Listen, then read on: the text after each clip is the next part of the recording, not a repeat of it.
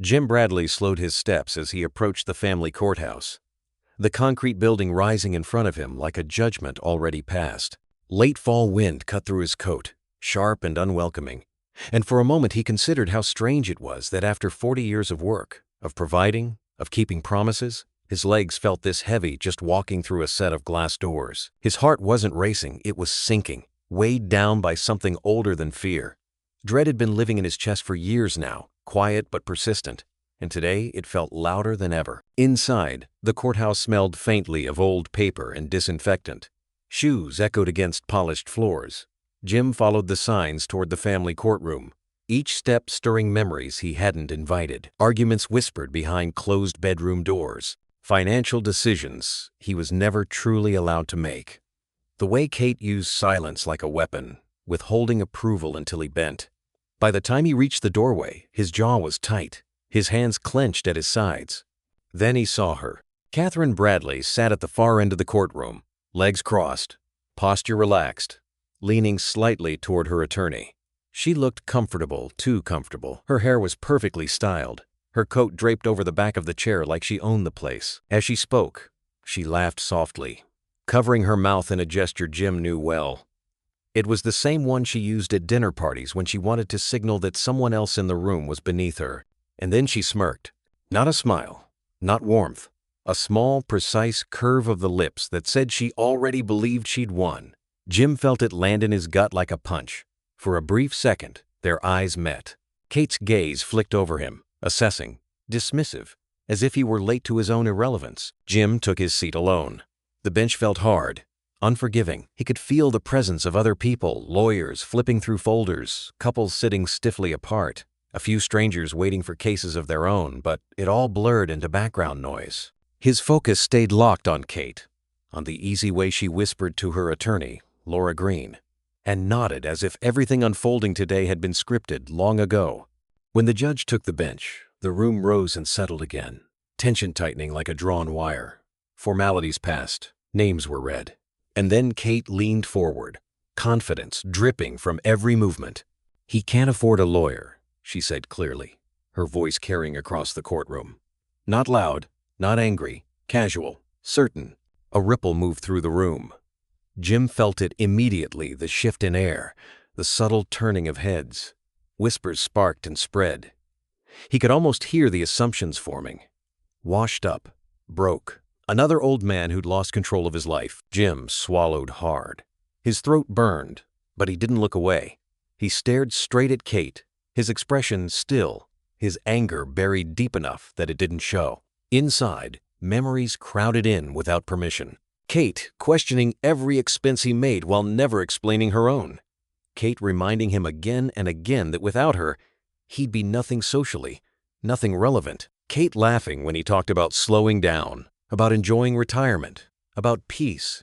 This was just another version of that same dismissal, public now, sharper. The courtroom felt smaller by the second. Jim became painfully aware of his posture, the lines in his hands, the gray in his beard.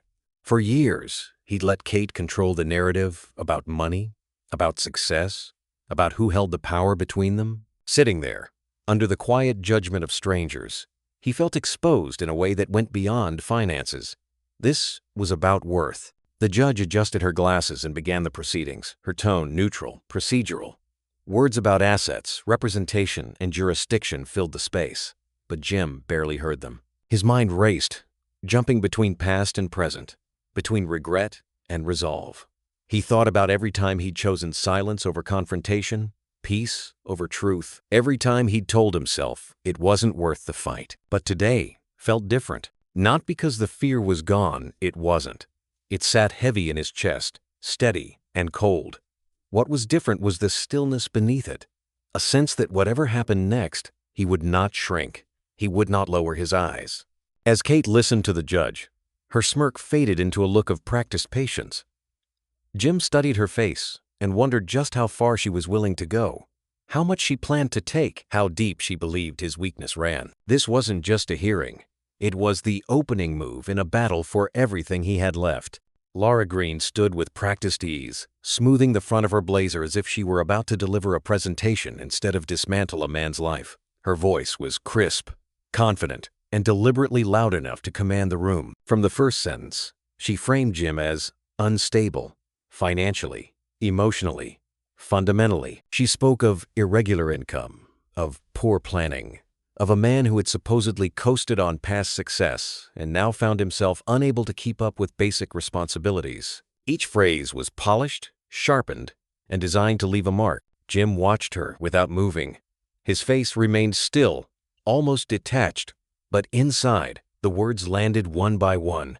They stung not because they were new, but because they were familiar. He'd heard versions of this for years, whispered across dinner tables and slipped into arguments late at night. Hearing them spoken now, dressed up in legal language and presented as fact, felt like a public stripping of dignity. He didn't flinch. He didn't correct her. He simply listened, jaw tight, eyes steady. Laura continued, gesturing lightly toward Jim, as if he were an exhibit. She spoke of his retirement as a liability, not a milestone, of his age as a weakness, of his future as uncertain. Jim could feel eyes drifting toward him again, subtle glances filled with quiet judgment. He kept his gaze forward, refusing to give anyone the satisfaction of seeing him react. Then Kate leaned forward. "I'm asking for full custody of Maggie," she said, her tone measured, almost sympathetic. "Given Jim's inability to provide stability, I don't see another option." The words hit harder than Laura's entire speech. Jim's chest tightened, his breath catching just enough that he noticed it. Maggie, their daughter. Kate said her name like a strategic move, not a person, like leverage. Jim stayed seated, hands folded, saying nothing. He already knew this was coming. Kate had been building this version of him for months, dropping hints to friends, planting concerns, shaping a story where she was the protector and he was the risk. Still, hearing it aloud felt like betrayal layered on betrayal. He glanced at Kate, just briefly. She didn't look at him. Her eyes stayed fixed on the judge, her expression calm, resolute, as if she truly believed every word she was saying. Jim wondered, not for the first time, whether she actually did. David Mason hadn't spoken yet. Jim noticed that immediately. His attorney sat beside him, posture relaxed, hands resting loosely on a thin folder. He didn't interrupt, didn't object. He watched Laura with sharp attention, eyes narrowing slightly, not with concern, but calculation. Jim took quiet comfort in that. David wasn't reacting because he didn't need to. He was listening, collecting, letting Kate and Laura reveal exactly how far they were willing to go. As the accusations piled up, Jim's mind drifted backward, unbidden. He saw himself years earlier, standing in his own kitchen, while Kate questioned a business decision he'd made, one that had been successful, profitable, solid. She'd smiled then, too, telling him he was lucky she handled the social side, lucky she kept things respectable. He remembered the slow erosion of confidence, the way she reframed his achievements as accidents, his instincts as outdated. That erosion hadn't happened overnight. It had been careful, methodical. Back in the courtroom, Kate finished speaking and sat back, folding her hands like she'd just done something responsible. Jim felt anger rise, hot and sharp, but he forced it down. Reacting now would only confirm the version of him they were selling. He inhaled slowly, grounding himself in the weight of the bench beneath him, the sound of his own breathing. This hearing wasn't about clearing his name in one afternoon. It wasn't about correcting every lie. It was about endurance, about holding the line. David finally leaned forward slightly, his expression unreadable. Jim didn't look at him, but he felt the shift, the quiet signal that this was unfolding exactly as anticipated. As the judge prepared to move forward, Jim straightened his shoulders just a fraction. This was the first blow, and it had landed hard. But it hadn't knocked him down. Not yet. The hearing pressed on without mercy, each minute stretching longer than the last. Kate didn't wait long before pushing harder. Her tone sharpened, losing the soft, concerned edge she'd used earlier. Now she spoke with certainty, stacking demands one after another, each designed to box Jim into a corner. She questioned his judgment openly, suggesting patterns of irresponsibility, framing past decisions as reckless instead of measured. It was no longer subtle. This was an attempt to rewrite his entire life in real time. Jim listened, his patience thinning with every sentence. He'd expected exaggeration. He hadn't expected the speed with which Kate escalated. Then she brought up the house. "Our marital home should be sold. Kate said smoothly, eyes flicking toward Jim for the first time since the hearing began. Jim simply can't afford to maintain it on his own. The words landed heavy.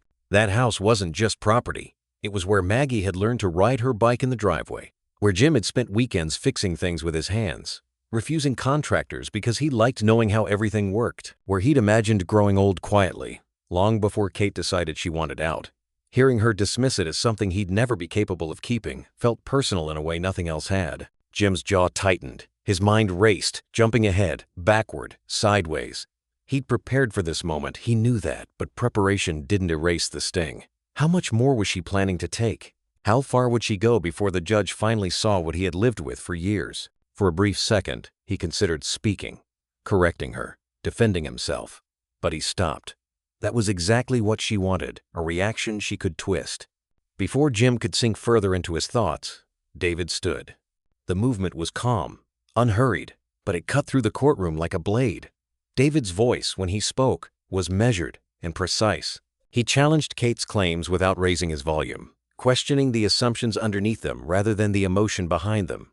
He referenced timelines, documentation, facts that suggested Jim's financial position was not only stable, but intentionally structured. And then, almost casually, David let something slip. "These conclusions," he said, glancing briefly at Kate before turning back to the judge, "are based on incomplete information." It wasn't an accusation.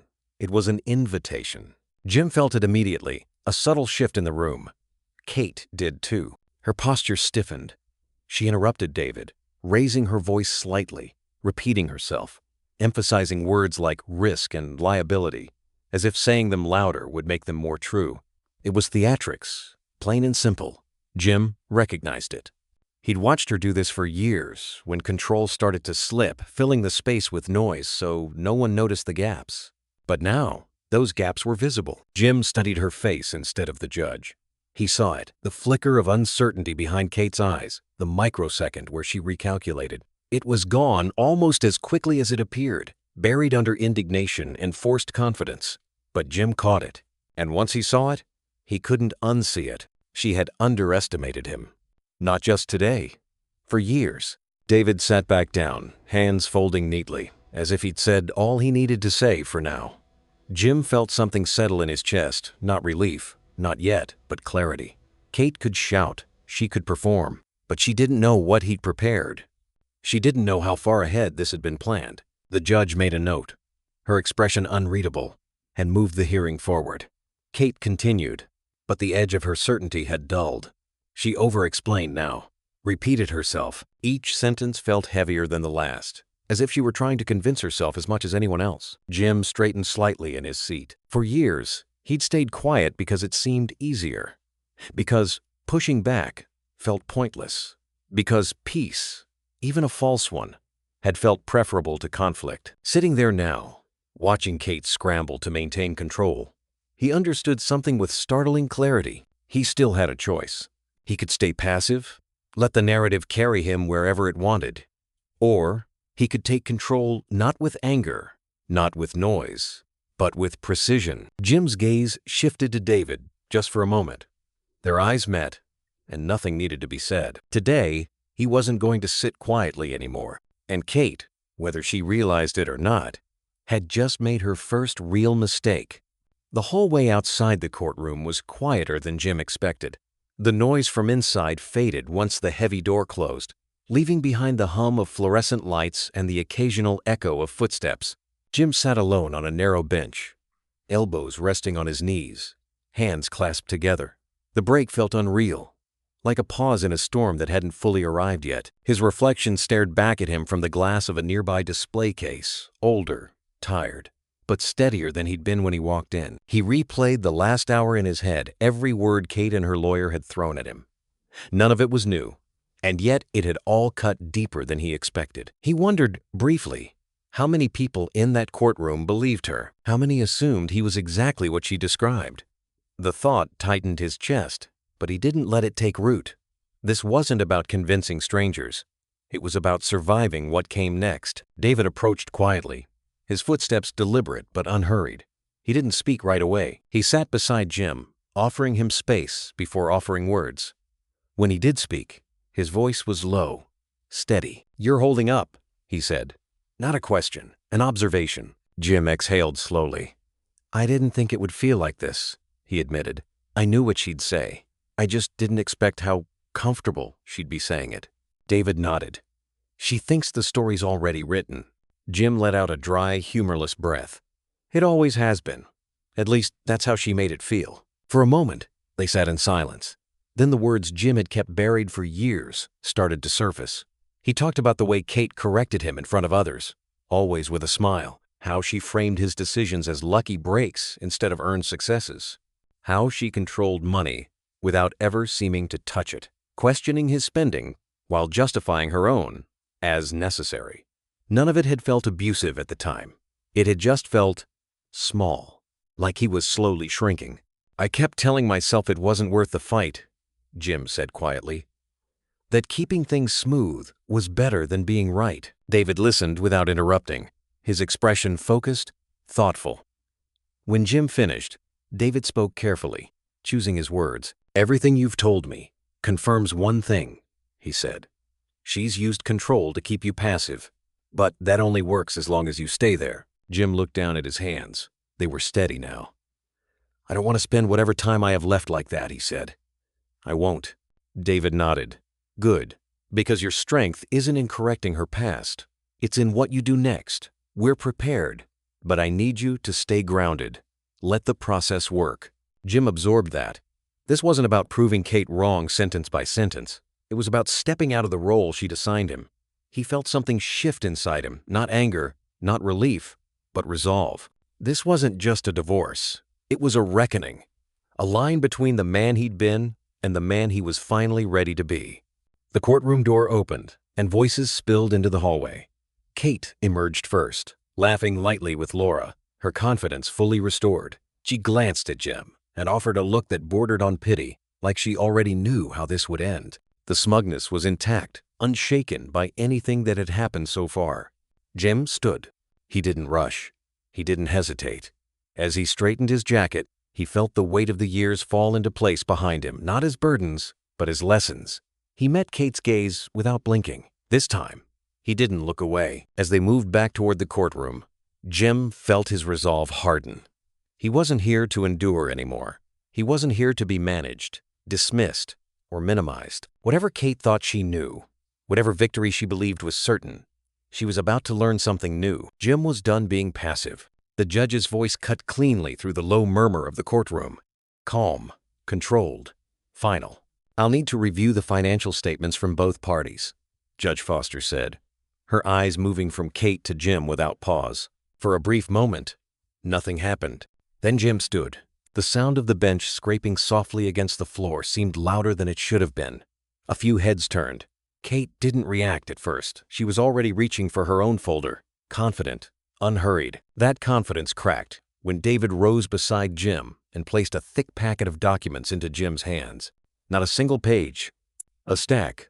Jim stepped forward and handed it to the clerk without a word. His movements were steady, deliberate. He felt the weight of the packet leave his hands, and with it, something else years of being underestimated. Kate's smirk returned, sharper this time. She leaned back in her chair, folding her arms. "Why is he handing over financials?" she asked lightly, glancing toward the bench. "If he doesn't even have a lawyer." A few quiet chuckles rippled from the gallery. Laura Green smiled, already preparing her next move. Judge Foster didn't respond right away. Instead, she looked at David, one eyebrow lifted, not in confusion, but curiosity.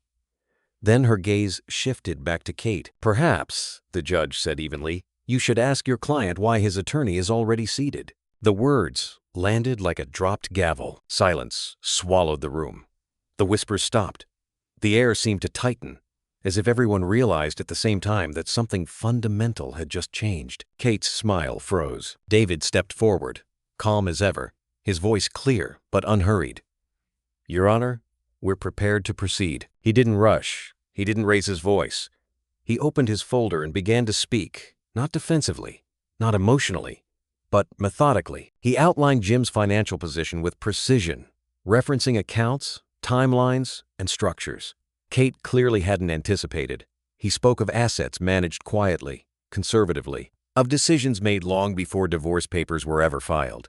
Jim watched Kate as David talked. Her posture shifted first, shoulders stiffening, hands tightening around the armrests. Then her eyes flicked to Laura, sharp and questioning. Laura's expression faltered just slightly, but enough. Papers shuffled.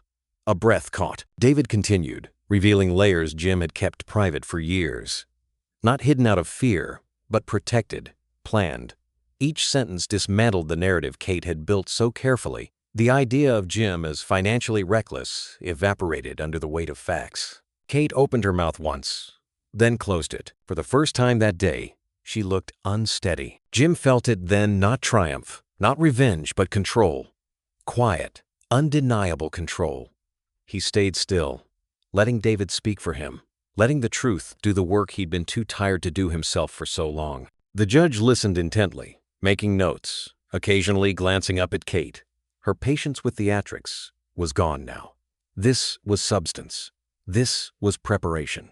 When David finished, the courtroom remained silent for several seconds. No one rushed to fill it. Judge Foster leaned back slightly. "I'll need time to review this," she said. "Both parties will step back while I consider next steps." Jim returned to his seat slowly, his pulse steady, his mind clear in a way it hadn't been in years. Kate didn't look at him. She stared straight ahead, jaw tight, her earlier confidence nowhere to be found. The smirk was gone, replaced by something brittle and uncertain. Jim realized then that this wasn't just a surprise. It was a revelation. Kate had believed she knew him, believed she had accounted for every move, every weakness. She hadn't, and now she knew it. As the judge reviewed the documents, Jim sat quietly, aware of the shift in the room and in himself. For the first time, he wasn't reacting to Kate's moves. He was ahead of them. And whatever came next, Kate was no longer in control. Kate's glare cut straight through Jim, sharp and unfiltered. It wasn't the polished disdain she usually wore in public. This was raw anger mixed with something closer to fear. For the first time since the hearing began, she wasn't performing. She was reacting. Jim met her eyes calmly, not with defiance, but with a steadiness that only seemed to unsettle her more. The version of him she had built her case around, confused, unprepared, cornered, was gone. David leaned in slightly, his voice low enough that only Jim could hear. He didn't speak like a man scrambling to keep up.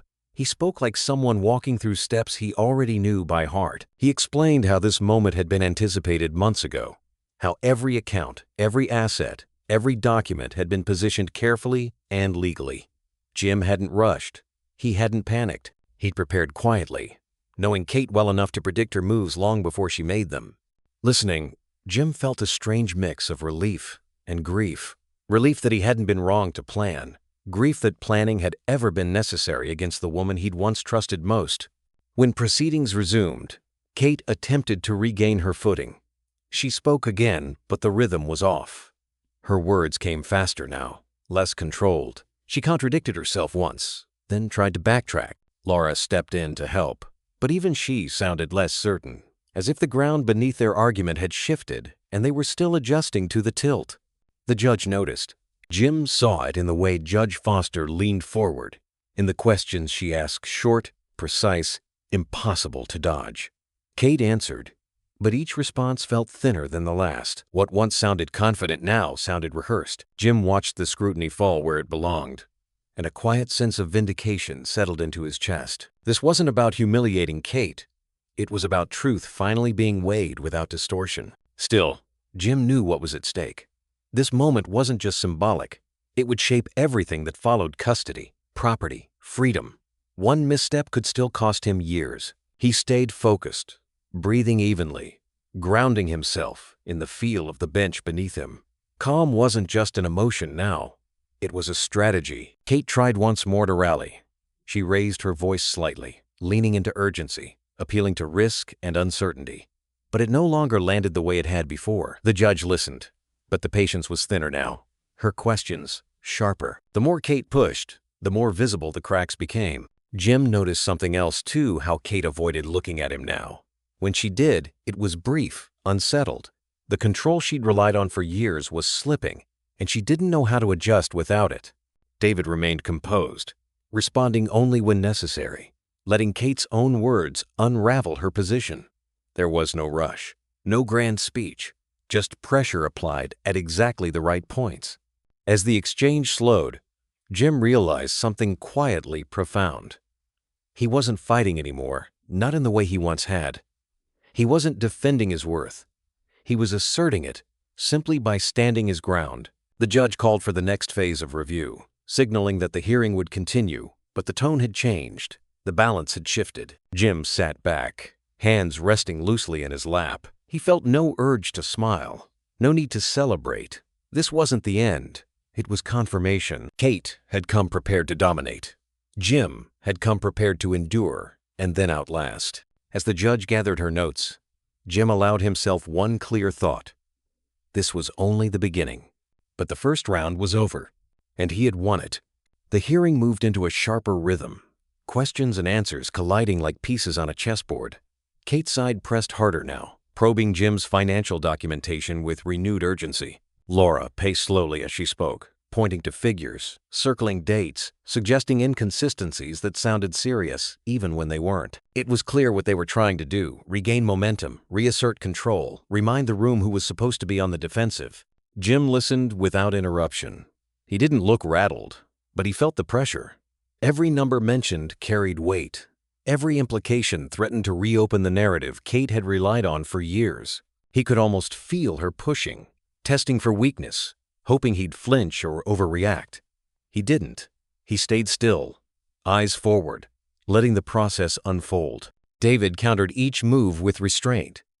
He didn't argue emotionally or over-explain. He corrected, clarified, redirected. When Laura suggested a gap, David calmly referenced a page. When Kate tried to reframe a decision as reckless, David placed it firmly back into context. The exchange grew tighter, the air heavier. Even the people seated behind Jim seemed to sense it, the kind of tension that makes breathing feel louder than it should. As the back and forth continued, Jim's thoughts drifted to past arguments with Kate, moments that had felt small at the time but now appeared in a different light. The nights she'd cornered him into defending choices that didn't need defending. The way she'd turned every disagreement into proof that he couldn't be trusted. He saw the pattern clearly now. This wasn't just about money. It never had been. It was about dignity. Kate's irritation became harder to hide. Her voice sharpened, her patience thinning as her attempts to twist the narrative failed to land. She tried to suggest intent where there was none, motive where there was only planning. Each time, David calmly pulled the discussion back to facts, to documentation, to reality. He didn't let her reframe the truth. He anchored it.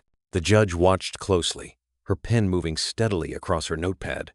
Jim noticed how her questions shifted, less tolerant of speculation, more focused on substance.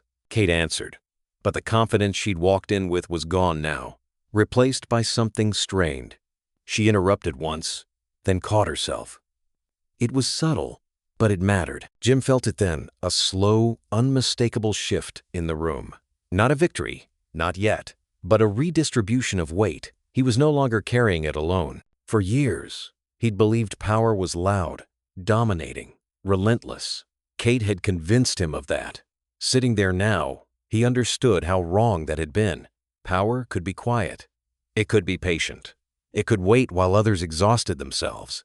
Laura made one final attempt, circling back to earlier claims, but the repetition only underscored how little ground they had left. David responded once more, concise and exact. No flourish, no edge, just certainty. The judge glanced at the clock, then at both parties. "We'll take a short recess," she said, her voice firm. "This hearing will continue." The gavel tapped lightly, but the sound echoed louder than Jim expected. As people stood and shifted, Jim remained seated for a moment, letting the tension settle. He knew better than to assume anything was finished. Kate wasn't done. He could feel that. But neither was he. As he finally rose, Jim caught a glimpse of Kate's expression, tight, calculating, already searching for the next angle. The battle hadn't ended. It had only changed shape. When the hearing resumed, the atmosphere felt heavier, as if the room itself understood what was coming. Chairs scraped softly as everyone settled back into place, but Jim barely registered the movement. His focus stayed on David, who rose once more with the same calm precision he'd maintained all day. There was no urgency in his posture, no sign of pressure. This wasn't a reaction. It was the final push. David introduced a new set of documents, thinner than the earlier packet but no less deliberate. He walked the judge through them carefully, highlighting discrepancies in Kate's financial claims, numbers that didn't line up, transfers that contradicted her sworn statements, omissions that now looked intentional instead of accidental. Each inconsistency was small on its own, but together they formed a pattern that was impossible to ignore. Kate's reaction was immediate. She leaned forward sharply, her composure cracking as frustration bled through. Her voice rose as she interrupted, insisting the figures were being misinterpreted. That context was missing. Jim watched her closely, noticing how different she looked now compared to that first smug moment in the courtroom. The confidence was gone. In its place was irritation, raw and uncontrolled. Jim didn't move. He didn't speak. He simply watched. This was what he'd been preparing for, not the exposure of numbers, but the exposure of behavior. He knew now, with quiet certainty, that this fight was about more than accounts and property. It was about autonomy, about proving to himself more than anyone that his future would no longer be shaped by someone else's manipulation. David stepped back at the right moment, allowing the judge to take control. Judge Foster's questions were direct, cutting through Kate's attempts to reframe the discussion. She asked about timing, about intent, about why certain disclosures had been delayed or avoided altogether. Each question pressed closer to the truth Kate had worked so hard to keep buried. Kate answered, but her responses lacked the confidence she'd relied on earlier. She hedged. She explained too much. When pressed, she grew defensive, her tone sharp instead of persuasive. Jim saw it clearly now, the way pressure exposed what control had been hiding. The judge paused, pen hovering over her notes. "You've characterized your actions as protective," she said evenly. "But these records suggest a pattern of manipulation. Can you explain that?" Kate opened her mouth, then closed it. When she spoke again, the explanation felt thin, strained, as if she were searching for footing that no longer existed. Jim felt something inside him release, not joy, not triumph, but clarity. The truth wasn't dramatic. It was steady, and it was finally being heard. For years, Kate had controlled the narrative by overwhelming it. Emotion, certainty, volume. Sitting there now, stripped of those tools, she looked smaller, not weak, but exposed. Jim realized that he wasn't angry anymore. The anger had burned itself out, replaced by resolve. The judge leaned back slightly, her expression unreadable. After a moment, she glanced at the clock. "We'll take another recess," she said. "I need time to consider what's been presented." The gavel tapped softly. As people stood, the room buzzed with low murmurs. But Jim stayed seated for a moment, letting the stillness settle. He felt something he hadn't expected, a quiet satisfaction, not because Kate was faltering, but because he hadn't. He'd stayed grounded. He'd stayed present. He hadn't surrendered himself to fear or bitterness. As he finally rose, he caught a glimpse of Kate's face. She wasn't looking at him anymore. Her eyes were fixed on the floor, her jaw clenched, her thoughts racing. For the first time, she wasn't orchestrating the next move with confidence. She was scrambling. Jim walked toward the hallway with steady steps, aware that nothing was decided yet. The hearing wasn't over. The fight wasn't finished. But the tide had turned, and Kate felt it just as clearly as he did. The courtroom settled into a tense stillness as the final round began. There were no theatrics left now, no room for grand gestures. Both sides understood what this hour meant. The air felt heavier, as if the walls themselves were waiting. Jim sat upright, hands folded loosely, aware of every breath he took. Whatever happened next would echo far beyond this room. Laura spoke first, her voice controlled but noticeably tighter than before. She summarized her position quickly, revisiting arguments that had once sounded convincing but now felt worn thin. There was urgency in her tone, a subtle push to reclaim ground that had already slipped away. Jim listened without reacting. He could sense how little weight her words carried now, how the momentum had shifted beyond her reach. Then David stood. He didn't rush. He didn't raise his voice. He began calmly, outlining the pattern that had emerged over the course of the hearing, not as accusation, but as fact. He spoke about mischaracterizations, selective disclosures, and the repeated attempts to frame Jim as incapable, each point connected to the next with quiet precision, forming a picture that was impossible to dismiss. "This case," David said, his gaze steady on the bench, "has never been about instability. It's been about control." The word hung in the air. He detailed how Kate had shaped the narrative long before the hearing began, how financial information had been used strategically, not transparently. He emphasized Jim's preparation, his consistency, his restraint. There was no anger in David's voice, no appeal for sympathy, just clarity. When he finished, he sat down without ceremony. The courtroom went silent. Jim felt it immediately, the kind of silence that presses against your ears, that makes every small sound feel amplified. He stared straight ahead, his thoughts strangely calm. He didn't replay arguments or imagine outcomes. He simply waited. Across the room, Kate looked at him, not with dismissal, not with confidence, with anger, sharp and unmistakable, and beneath it, disbelief. She searched his face as if trying to reconcile the man she thought she knew with the one sitting there now.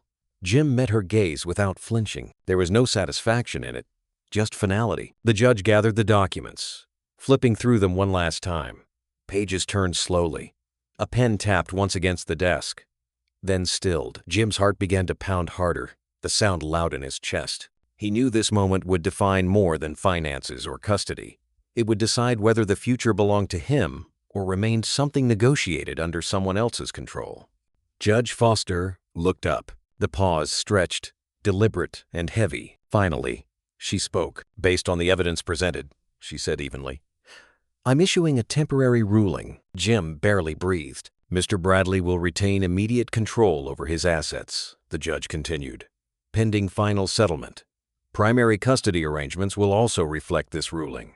The words landed slowly, one after another, each one reshaping the ground beneath Jim's feet. Kate stiffened. Her expression hardened, but the fight had drained from it. Jim didn't look at her. He focused on the bench, on the sound of the judge's voice, on the reality settling in. Control. Custody. For the first time, the future wasn't something being taken from him. The judge added a few procedural details, but Jim barely heard them. His pulse still raced, his body catching up to what his mind already understood. This wasn't the end, but it was a beginning he'd earned. As the hearing adjourned, Jim remained seated for a moment longer, letting the silence return. He knew Kate would regroup. He knew nothing about this would be easy.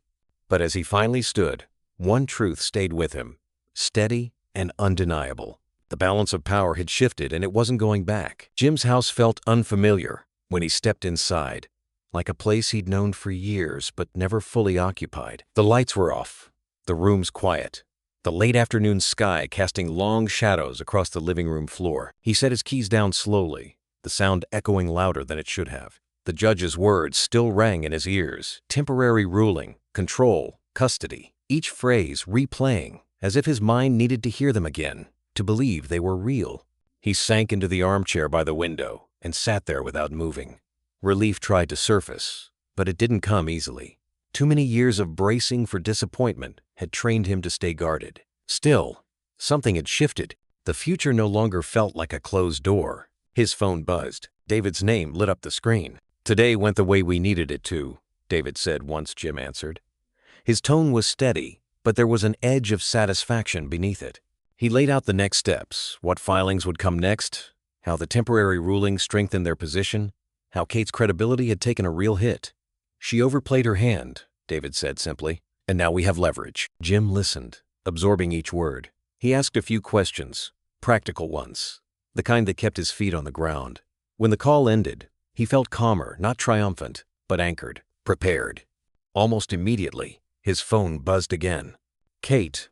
Then again, and again. Jim stared at the screen, watching her name light up and disappear. He didn't answer. He didn't decline the calls either.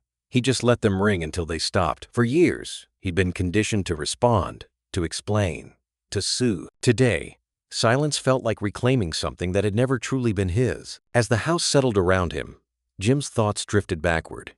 He remembered how often Kate had dismissed his instincts, how she'd treated his caution as weakness and his patience as passivity.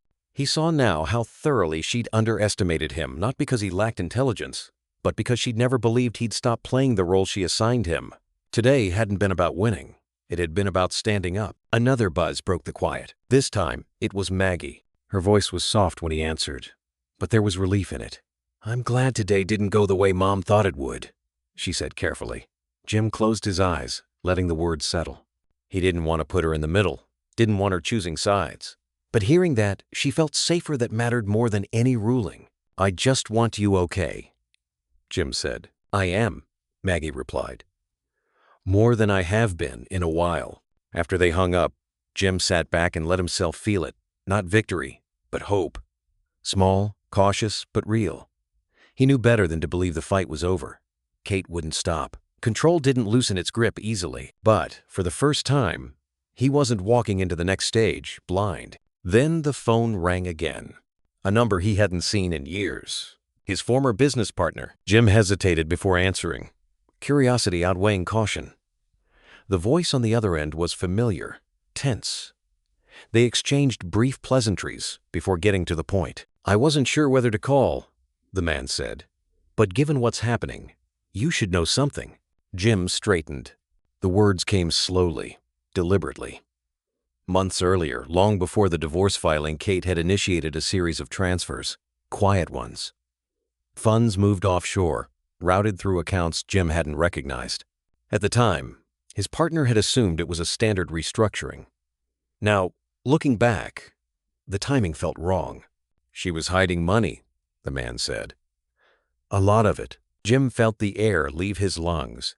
The room seemed to narrow, the walls pressing in as the pieces snapped into place. The unexplained confidence, the aggressive demands, the certainty with which Kate had spoken about finances she claimed didn't exist. It hadn't just been manipulation, it had been deception. Jim thanked his former partner and ended the call, his hand still gripping the phone long after the screen went dark. He stared at the floor, his mind racing not with anger, but with clarity, sharpened by betrayal. Kate hadn't just underestimated him. She'd been hiding the truth all along. And now, Jim finally understood just how deep her game really went. Kate didn't retreat after the ruling. She counterattacked. Within days, Jim could feel it, the sudden shift in tone, the renewed aggression slipping through official filings and carefully worded statements. Kate's claims grew louder, more exaggerated. She painted Jim as unstable again, suggesting the temporary ruling had emboldened reckless behavior, hinting at financial mismanagement that conveniently lacked specifics. It was the same strategy she'd always used when control slipped. Overwhelmed the truth with noise. Jim read every new filing carefully, the lines between accusation and implication growing thinner. Anger surfaced, sharp and immediate, but it didn't linger. What replaced it was something steadier. Resolve.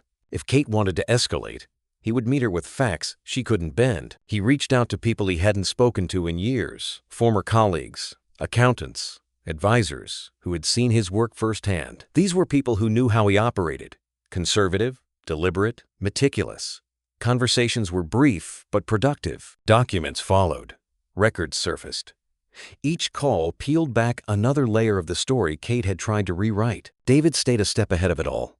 He anticipated Kate's desperation before it fully surfaced, preparing responses before accusations were even filed. "She's pushing because she's cornered," David told him during one late-night call, "and desperate people make mistakes." Jim believed him. He'd lived with Kate long enough to recognize the pattern. When subtlety failed, she doubled down. When facts didn't cooperate, she reshaped them. Still, doubt crept in during the quiet moments. Late at night, Jim found himself staring at the ceiling, replaying years of conversations, wondering how much he'd missed, how much Kate had hidden in plain sight. The overseas account revelation had cracked something open, but now he wondered if that was only the surface.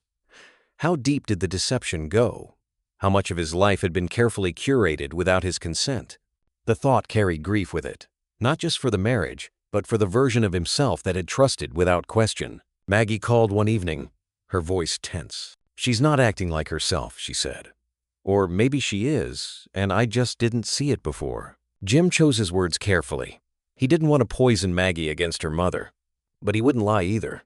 "Sometimes pressure reveals things," he said gently. "That doesn't mean you're responsible for them." There was a pause on the line.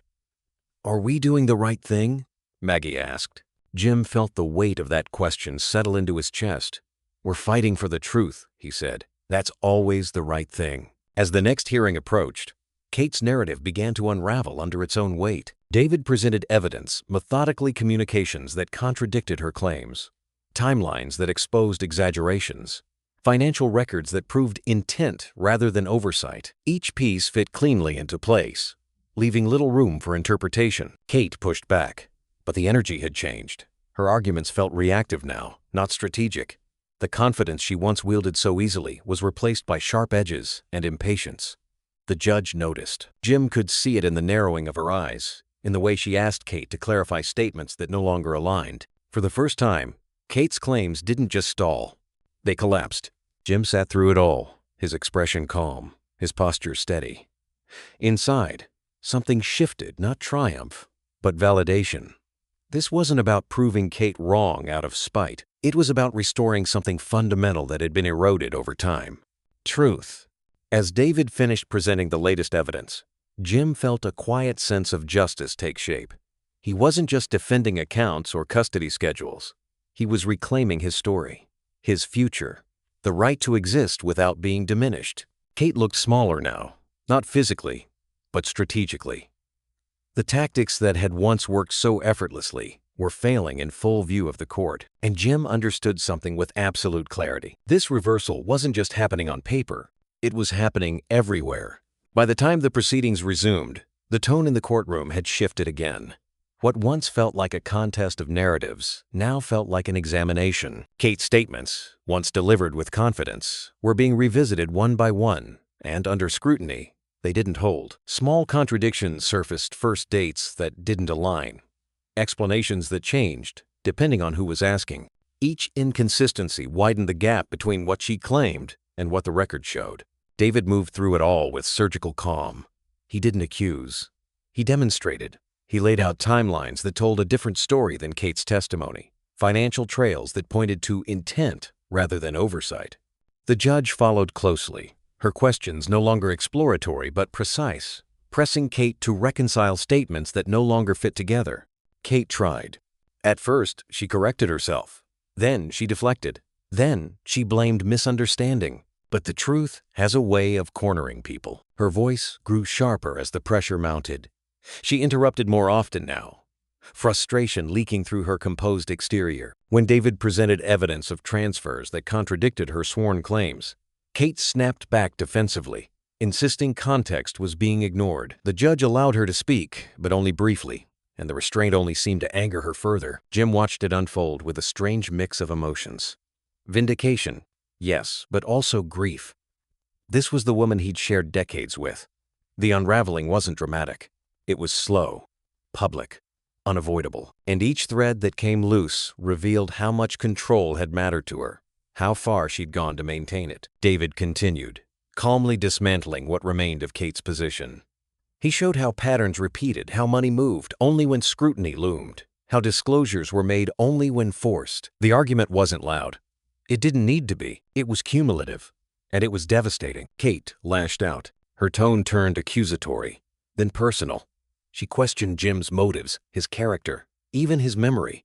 It was the same tactic she'd used at home when conversations slipped out of her control: shift the focus, throw the other person off balance, regain the upper hand. But here, in a courtroom governed by records instead of emotion, it fell flat. Jim felt the tide turning unmistakably now. He sat still, letting the process work, trusting the months of preparation that had brought him here. Every document David presented reinforced what Jim already knew. Planning mattered. Patience mattered. Truth, when given room, mattered most of all. Kate refused to back down. Even as claims were debunked, she doubled down, repeating herself with increasing urgency. Her desperation was no longer subtle. It was visible in the way her hands clenched, in the way her eyes darted to Laura, searching for rescue that didn't come fast enough. The judge took note. Jim realized then that this fight had never truly been about money or custody, not at its core. It was about control. Kate's need to shape outcomes, to dominate narratives, to decide who Jim was allowed to be. That need had defined their marriage more than he'd admitted to himself, and seeing it exposed now was both painful and clarifying. As David wrapped up another line of questioning, Jim felt something loosen inside him. The fear that had once kept him quiet was gone.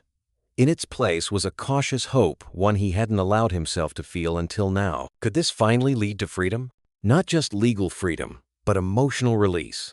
The chance to step out from under Kate's shadow and exist without permission. The judge called for a brief pause to review the latest submissions. Kate sat rigid, her composure hanging by a thread. Jim remained still, his thoughts racing not with anxiety, but possibility. For the first time, the end of this fight didn't feel like survival. It felt like an opening. And Jim wasn't sure Kate had any idea what to do about that. Outside the courthouse, the air felt sharper, colder than it had inside. A small cluster of reporters had gathered near the steps, cameras already raised, voices overlapping as Kate emerged first. Jim stayed back, half hidden by the doorway, watching from a distance. Kate didn't hesitate. She straightened her coat, lifted her chin, and stepped forward as if this were a routine appearance she'd rehearsed many times before. She smiled for the cameras. It wasn't the smug smile from the courtroom or the brittle one from moments earlier. This was polished, controlled. She spoke about privacy, about cooperation, about doing what was best for her family. Her tone was calm, almost gracious, as if the hearing had gone exactly as planned. Anyone watching without context would have assumed she was the wronged party. Carrying herself with dignity under pressure, Jim felt a familiar tightness in his chest. Not anger this time, but recognition. This was the version of Kate the world had always seen. The one who never cracked in public, who curated every impression, who believed that appearance could override reality. Standing there, Jim realized with quiet certainty that Kate would never be fully honest, not with the court, not with the media, not even with herself. And she didn't need to be. Not yet. Jim slipped past the cameras without comment, his face deliberately neutral. He wasn't interested in countering her publicly. The truth didn't need a press conference. It needed time. His phone buzzed as he reached the car. Madji. Her voice was tentative when he answered, as if she were choosing each word carefully. "Dad," she said, "I've been thinking about everything, about what I've seen, what I didn't want to see before." Jim leaned against the car door, closing his eyes. He said nothing, letting her continue. "I know it's complicated," Maggie went on, "but I'm ready. If you need me to testify, I will." The words landed heavier than any ruling. Jim felt pride rise instantly, fierce and protective, but it was followed just as quickly by heartbreak. He never wanted this for her. Never wanted his daughter pulled into a conflict that should have remained between adults. He could hear the strain in her voice, the way the last few weeks had aged her in ways he couldn't undo. "I don't want this to hurt you," Jim said quietly. "It already has," Maggie replied. "But pretending it's not happening hurts more." They sat with that truth together, separated by distance, but bound by it all the same. Jim thanked her, not for choosing a side, but for choosing honesty. When the call ended, he stayed still for a long moment, letting the weight of it settle. Whatever came next would cost something, but some things were worth the cost. Inside the courthouse, the mood had changed. Jim noticed it immediately. Conversations hushed when he passed. A few glances lingered longer than before. The narrative outside might still be spinning, but inside, doubt had begun to take root. Kate's certainty no longer dominated the room. Questions followed her now, even when she wasn't speaking. By the next morning, the shift was visible. Headlines grew more cautious. Phrases like alleged and disputed replaced earlier assumptions. Analysts began pointing out inconsistencies, noting how prepared Jim's case appeared compared to Kate's increasingly defensive posture. The story was no longer one-sided. Jim read none of it. He didn't need the validation. What mattered was momentum, and it was finally moving in his direction. He met with David later that day, reviewing next steps, preparing for what was still to come. Kate's public facade might buy her time, but it wouldn't shield her from facts, testimony, or scrutiny. Not anymore. As Jim left the meeting, his resolve felt solid, unshakable. This wasn't just about assets or legal victories. It was about dignity, about protecting his relationship with Maggie, about reclaiming peace he'd surrendered inch by inch over decades. Kate could smile for cameras all she wanted. It wouldn't save her from what came next. And Jim was ready. Kate struck back the moment she sensed the ground slipping away for good. Her accusations came fast and sharp, delivered with renewed urgency as she claimed Jim was hiding additional assets, accounts undisclosed, funds deliberately obscured. She spoke as if she'd uncovered something explosive, her voice carrying a familiar edge meant to redirect suspicion and regain control. Jim recognized it instantly. When cornered, Kate didn't retreat. She projected. Jim stayed still, listening carefully. He didn't bristle. He didn't react. He understood exactly what she was doing, trying to shift the focus back onto him, hoping the doubt alone might buy her leverage. It was the same maneuver she'd used for years in private. Accuse first, explain later, and never give ground. David rose slowly. He didn't sound irritated. He didn't sound defensive. His tone was almost clinical as he addressed the court. He laid out documentation that directly contradicted Kate's claims, clean, organized, impossible to misinterpret. He walked through timelines, disclosures, and verified statements that showed Jim's transparency in detail. Then, without drama, he pivoted. What the records actually show, David said evenly, is a pattern of concealment originating elsewhere. The shift was immediate. Kate stiffened as David introduced evidence of undisclosed transfers, discrepancies that had already been raised but now landed with greater weight. The room grew quiet as the implications settled. Kate interrupted, pushing back sharply, insisting context was missing, that the accusations were unfair. The judge raised a hand. For the first time, impatience edged into her expression. She asked Kate to answer the question directly. Kate tried, but her response meandered, circling instead of clarifying. The more she spoke, the less convincing she became. Jim watched it unfold with a strange calm. He could feel Kate scrambling, trying to reassert dominance that no longer existed. This wasn't strategy anymore. It was reflex. During a brief pause, Jim's phone vibrated softly in his pocket. He ignored it at first, but when the court recessed moments later, he stepped into the hallway and checked the screen. An old friend. Someone he hadn't spoken to in years. Curiosity won out, Jim answered, lowering his voice. The conversation was brief, but unsettling. His friend spoke carefully, explaining that years ago, long before the divorce, he'd noticed patterns in Kate's behavior, stories that didn't line up, situations where control mattered more to her than outcomes. At the time, Jim's friend had dismissed it as personality. Hearing what was happening now, he felt compelled to say something. "She's always needed to be the one pulling the strings," his friend said quietly, "even when it cost people around her." Jim thanked him and ended the call, his hand lingering on the phone longer than necessary. The insight didn't shock him. It confirmed something he'd been slowly accepting. Kate's manipulation hadn't started with the divorce. It had simply become visible there. Back in the courtroom, Jim felt lighter, not because the fight was easy, but because something fundamental had changed. He no longer felt the need to prove himself. The evidence spoke. Kate's behavior spoke louder. As the hearing drew toward another conclusion, Jim sat quietly, absorbing the moment. Kate's accusations had failed. Her control had slipped too far to recover. Even if she didn't realize it yet, the battle had already turned. The judge outlined next steps, her tone firm, procedural. Kate listened rigidly, her face set, but the fire behind her eyes had dulled. Jim stood when it was time, straightening his jacket, his posture relaxed but resolved. The final phase loomed ahead, but he felt ready for it in a way he hadn't been before. Kate had played every card she had left, and it still hadn't been enough. As Jim walked out of the courtroom, one thought stayed with him, quiet, certain, and unshakable. Whatever came next, he was no longer fighting to survive. He was fighting to finish this. Kate stood again, but this time the confidence that once anchored her was gone.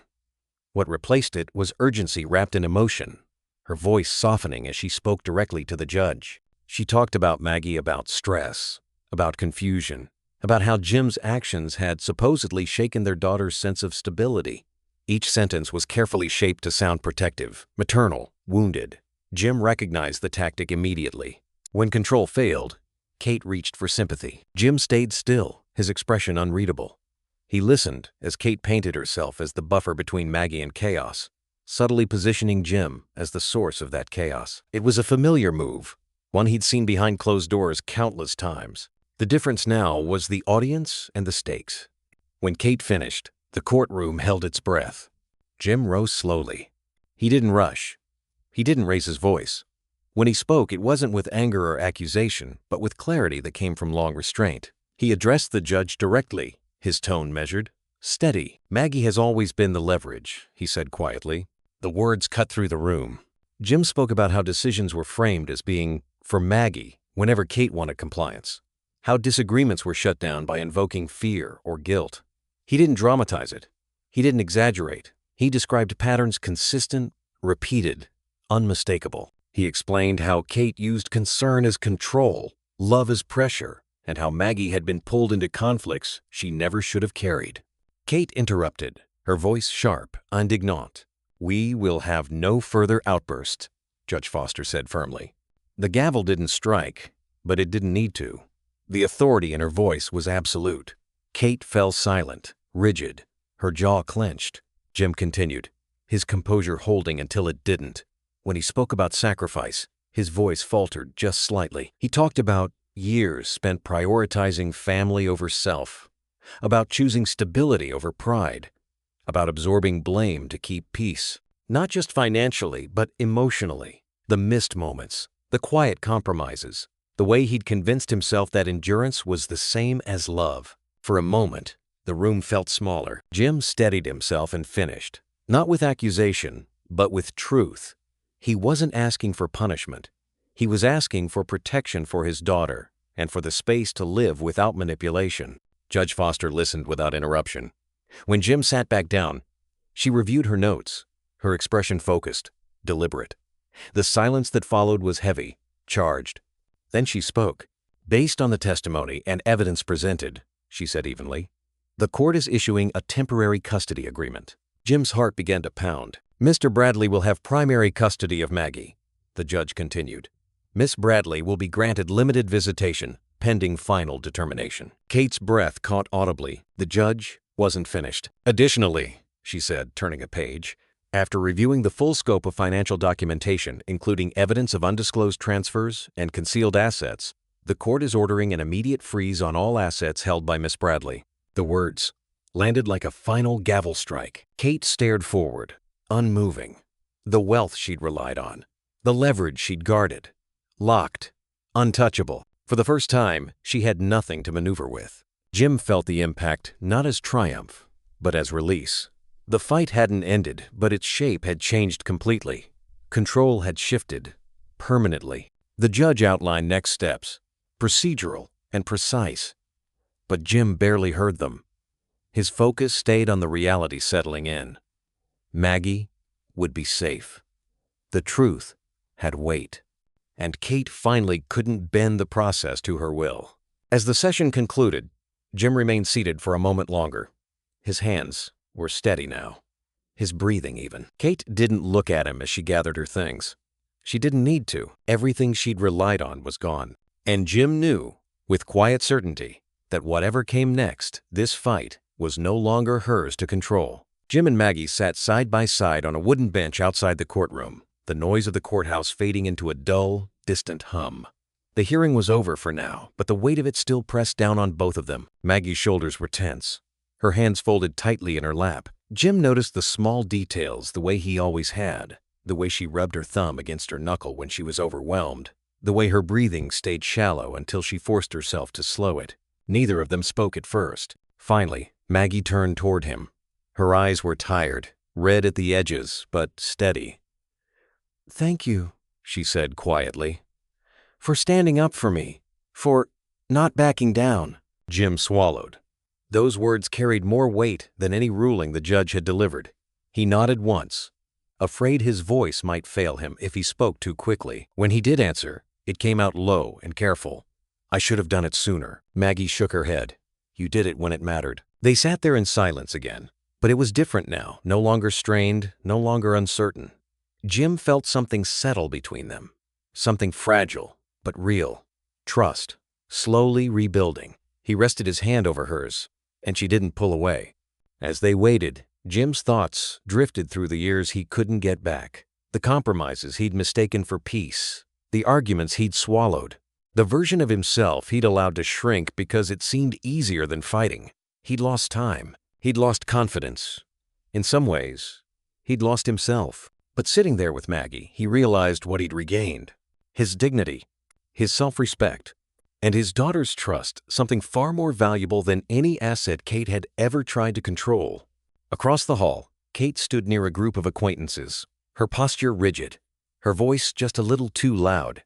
She laughed at something one of them said, gesturing with practiced ease, as if this were all a misunderstanding that would resolve itself with the right smile. Jim watched her without bitterness. He could see the effort behind the performance, the desperation beneath the polish. Kate was saving face because it was all she had left. She glanced his way once, just briefly. Jim didn't look away, but he didn't engage either. There was no satisfaction in it, only clarity. The woman standing there wasn't powerful anymore. She was exposed, scrambling to preserve an image that no longer matched reality. Maggie noticed his gaze. "She's pretending," she said softly. Jim nodded. "She always has." But this time, it wasn't his burden to manage. A court officer announced that the building would be closing soon. Jim stood, offering Maggie his arm. As they walked toward the exit, Jim felt the familiar pull of caution return, not fear, but awareness. This wasn't finished. Finalizing the divorce would be brutal. Kate wouldn't let go easily. Control had been her language for too long to abandon it quietly. There would be another attempt, another angle, another push. Jim knew that now. But he also knew something else, something deeper and steadier than before. Whatever Kate tried next, it would not define him. He wasn't fighting to prove his worth anymore. He'd already reclaimed it. They stepped outside into the cool air, the late afternoon light casting long shadows across the courthouse steps. Maggie took a deep breath, as if testing what it felt like to stand without tension in her chest. Jim felt it too, a sense of forward motion that had nothing to do with victory and everything to do with freedom. "We'll take it one step at a time," Jim said. Maggie nodded. Together. As they walked away from the courthouse, Jim didn't look back. He didn't need to. Whatever Kate still believed she could control was behind him now. The hardest part might still be ahead, but for the first time in years, Jim wasn't bracing himself for impact. He was moving forward on his own terms. Rebuilding didn't arrive with clarity or excitement. It came quietly, in small decisions Jim made each morning when he woke up and realized he no longer needed permission to shape his day. The house felt different now, not empty, but open. He started with structure, simple routines, early walks, time set aside to revisit work he'd once loved, consulting projects he'd turned down years ago because Kate thought they were beneath him or unnecessary. He wasn't chasing ambition, he was reclaiming purpose. Some days, the silence unsettled him. Other days, it felt like oxygen. Maggie filled much of that space, not as a responsibility, but as a presence. They cooked together in the evenings, experimenting and failing without consequence. They went on long drives with no destination, music low, conversation unforced. They talked about books, about memories that had nothing to do with courtrooms or lawyers. For the first time in a long while, their time together wasn't overshadowed by tension. Kate wasn't there to redirect, reinterpret, or control the moment. Jim noticed how Maggie laughed more easily now, how she lingered in rooms instead of retreating to them. Kate, however, hadn't disappeared. Legal notices still arrived, emails filtered through attorneys, requests framed as necessities that felt suspiciously like leverage.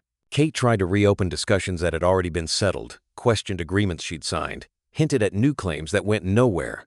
Each attempt was met with resistance, calm, documented, final. David handled most of it, but Jim read every update, not with dread, but awareness. Control only worked when it found resistance it could wear down. Jim no longer provided that. He found strength in the quiet moments with Maggie, in the shared understanding that neither of them had to explain themselves anymore. Sitting across from her at breakfast, walking side by side through the park, listening without fixing. These moments grounded him more than any courtroom win ever could. The battle had taken something from both of them, but it had also forged an honesty they hadn't shared before. One afternoon, Jim met with a financial advisor recommended by an old colleague. The meeting was practical, unsentimental. They talked about protection, structure, future contingencies. Jim asked questions he'd once avoided.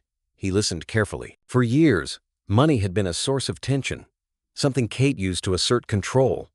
Now it was simply a tool, one he intended to manage deliberately, without secrecy or shame. It felt like closing a door that should have been shut long ago. That evening, Maggie sat across from him at the kitchen table, her homework pushed aside.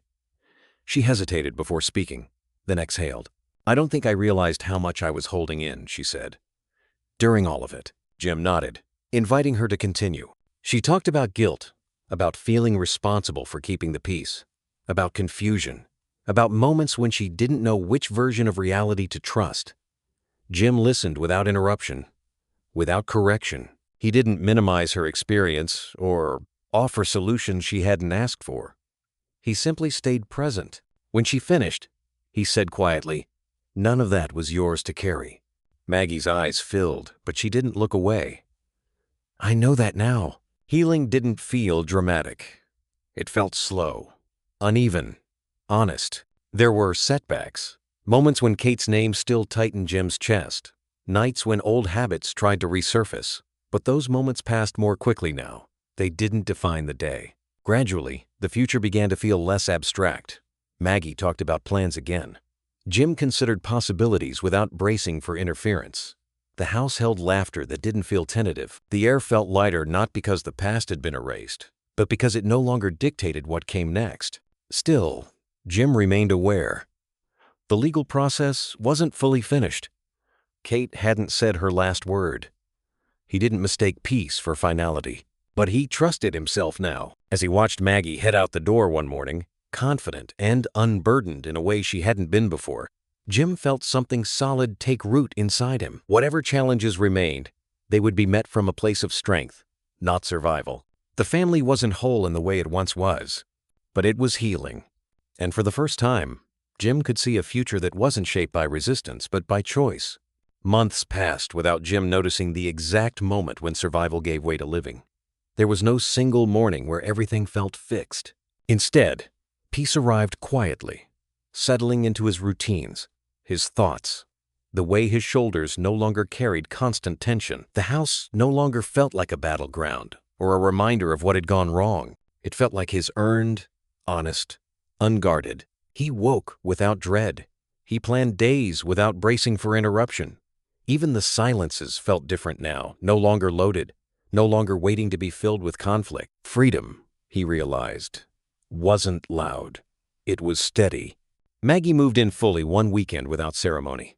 No dramatic announcement, just boxes, laughter, and the quiet understanding that this was where she belonged. The divided loyalties that had once weighed on her had faded, replaced by certainty. She didn't speak badly about her mother. She didn't need to. Her choice spoke for itself. Jim watched her unpack books, arrange photos, make the space her own. It filled him with a complicated mix of pride and grief. Pride that she felt safe enough to choose. Grief that it had taken so much pain to get there. Still, he reminded himself that healing didn't require perfection. It required honesty. Kate's presence faded gradually. There were no dramatic exits or final confrontations. Her influence simply diminished as her access disappeared. Legal matters wrapped themselves into manageable processes handled by professionals. Her attempts to reach Jim became infrequent, then rare. When her name surfaced, it no longer carried power. Jim felt lighter than he ever expected to. They began building new traditions without discussing them as such. Sunday breakfast turned into a ritual. Evening walks became a way to talk without pressure. Holidays were simpler, quieter, stripped of performance. There was no one managing appearances, no one controlling outcomes. Just moments allowed to exist as they were. Jim noticed how trust changed everything. Decisions were collaborative instead of negotiated. Disagreements didn't escalate into control battles. They resolved, or they rested, without resentment. It was unfamiliar at first, but deeply grounding. One evening, Jim stood alone on the back porch, watching the sun dip below the horizon. He thought about the man he'd been, the one who had mistaken endurance for strength, silence for peace. That version of himself felt distant now, not erased, but understood. He didn't resent that man anymore. He respected him for surviving long enough to change. His life no longer revolved around undoing the past. It faced forward. Maggie joined him, leaning against the railing. They stood together without speaking for a while before she finally broke the silence. "You showed me what real strength looks like," she said. "Not winning, Not controlling, just standing your ground. Jim felt the words land deep, steady, and warm.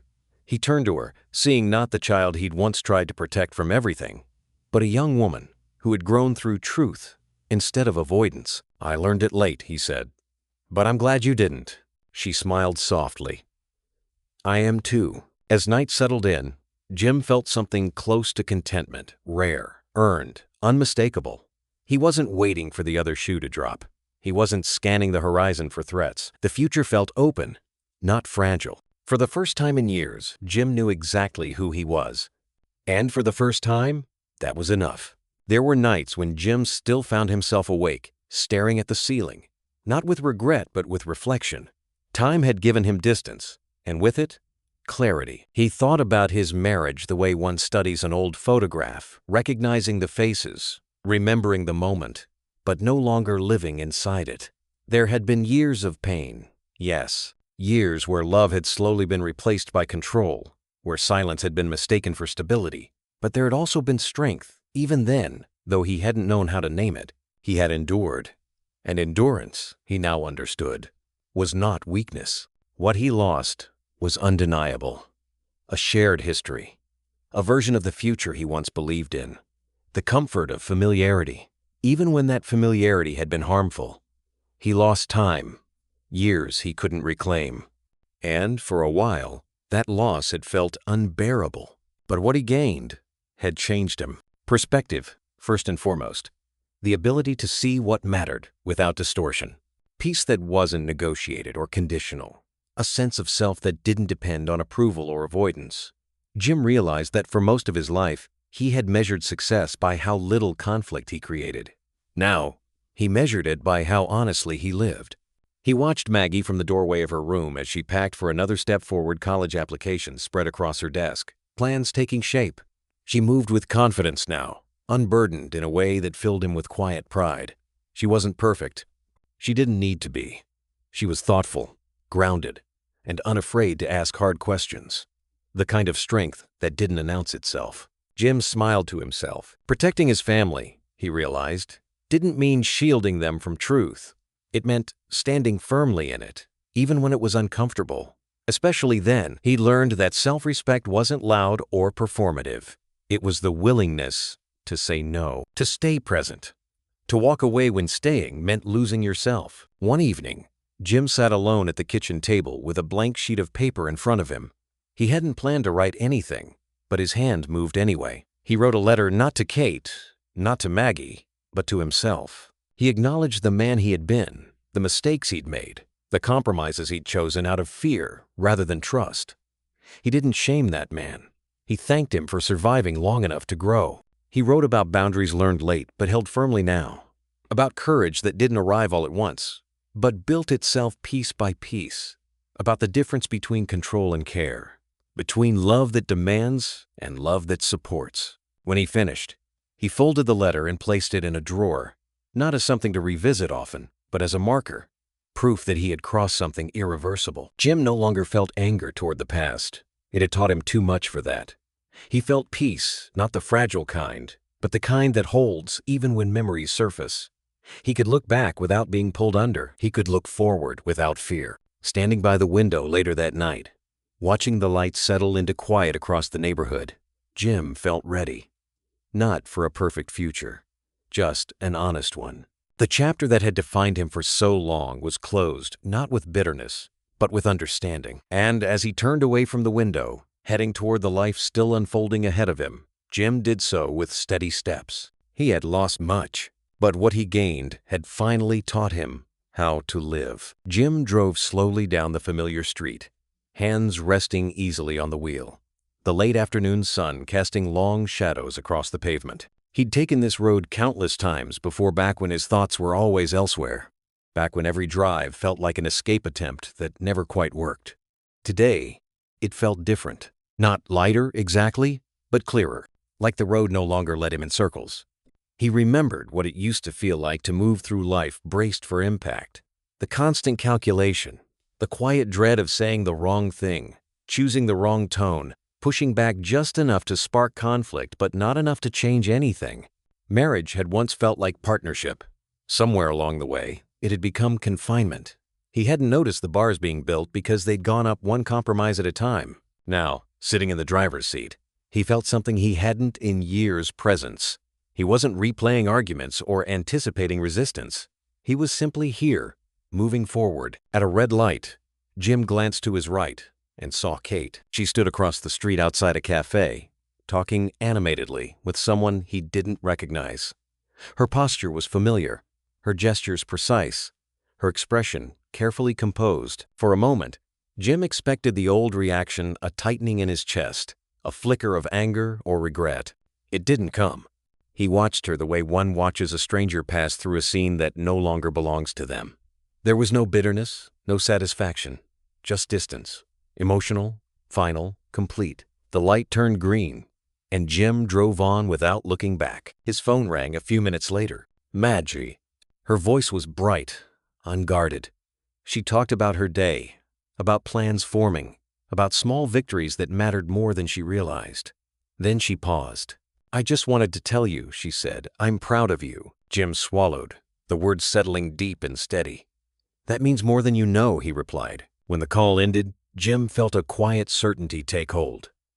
Everything he'd done, the hard choices, the discomfort, the refusal to stay silent, had been necessary. Not for revenge, not for validation, for the future, for his daughter, for himself. He pulled into a small park a few blocks away and shut off the engine. The world felt still. Jim stepped out of the car and walked toward the open field, the horizon stretching wide and unclaimed. He stood there for a long moment, breathing in the air, feeling grounded in a way that had nothing to do with victory and everything to do with alignment. His life wasn't perfect. It never would be. But it was honest. It was his. The past no longer dictated the terms of his days. The future didn't feel like something to survive. It felt like something to inhabit. Jim turned back toward the car, a faint smile settling on his face, not forced, not triumphant, just real. "I didn't just survive. I finally became the man I was always meant to be."